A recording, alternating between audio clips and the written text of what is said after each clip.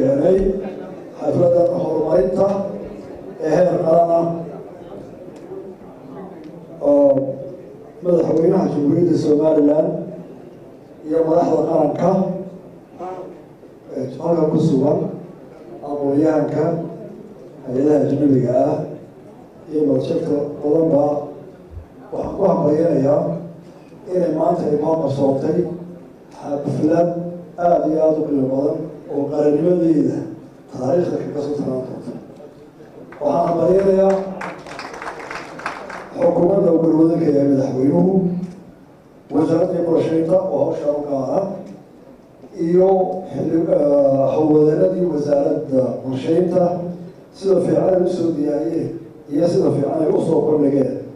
qorshaha qaranka ee shanta sano soo socda maadnaqaya horeydaa kadib ma ka leexanayo jidka iyo ujeeddada loo qabtay xafladan oo ah in heer qaran lagaga hadlo u gudbaayo inaan ka sameeyo political program xisbiga dhexdooda halkan waxaanase aada uga duwanahay faysal cali waraabe ereyga uu yidhi programkii hore lagu saaqiday kuma raacsanin taariikhda halka maragaynu helay waxaa kaloo ku saxayaa faysal inuu qorshahan yahay mid qaran oo kayb qaran ah oo xisbi kastoo talada qabta iyo cid kastoo ka dambaysaaba ay doonto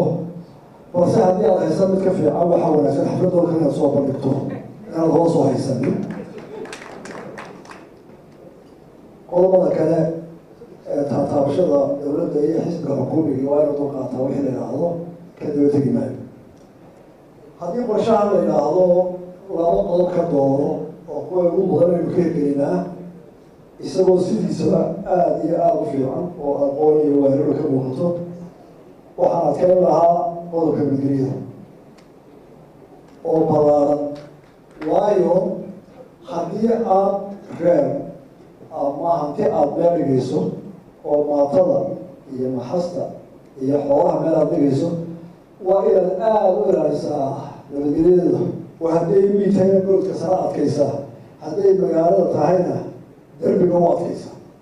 marka maadaama qorshahan wuxuu u baahan yahay si uu hirgaloo koowa in nabadgelyada qaranka guda iyo dibadba aada iyo aada loo adkeeyo gaar ahaan inaynu aada iyo aada uga digtoonaano oo nabadgelyada xoog saaro cidda qura ama dowladda keliya ee adduunka maanta kasoo horjeeda sinaba qaranimada somaliland oo ah dowladda xamar ka dhisan kaasoo qolkasoootay haddii looga lahaa qodobka lagu daraa waxaa xoojin lahaa qodobka environmentka bilarka waayo waxaa hubaala in cimadii aanu ku nool isbedeshay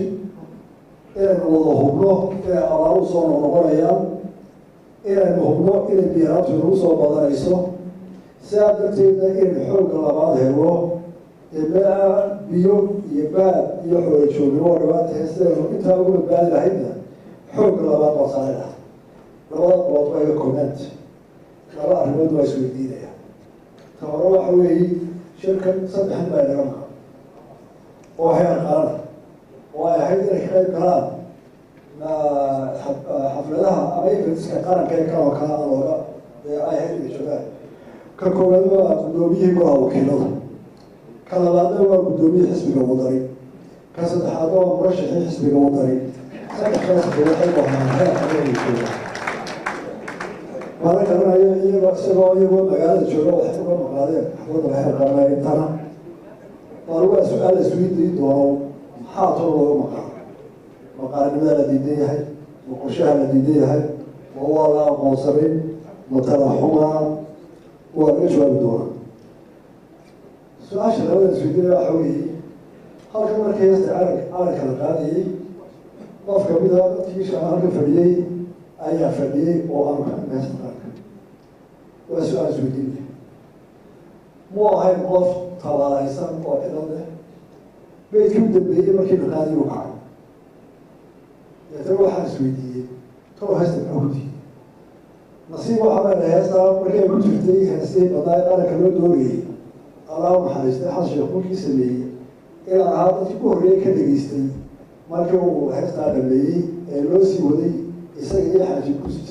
heestiisii inay tartan galaan afar beyt bay ka koobantay heestaas. beytka hore wuxuu sheegayaa calankaa sugan ee dhulkiisa bilay bogaadin sugan iyo hambalyo suuban kugu salaamaya samo sawale adag soo goda sama kuwa waa dhextaa. beytka labaad wuxuu ka sheekayaa dadkii daxooti geesiyaashii naftooda u sobeeyey qaranimada somaliland xuskooda dhowrsan kugu salaamaya dhextaa sama kuwa. ka saddexaad wuxuu sheegaa soo noqoshada somaliland. soo noqoshadii guul uu siday yararku marka hees qaadeen waxay dhahaan guul siday guul uu siday xambaarsan soo noqoshadiisa kugu salaamaya sama kuwa. beytkaasi wuxuu ku xoliyo dhextar ka horeeya gabagabada heesta iyo macnaa ujeedo soo noqoshadiisa guul u xambaarsan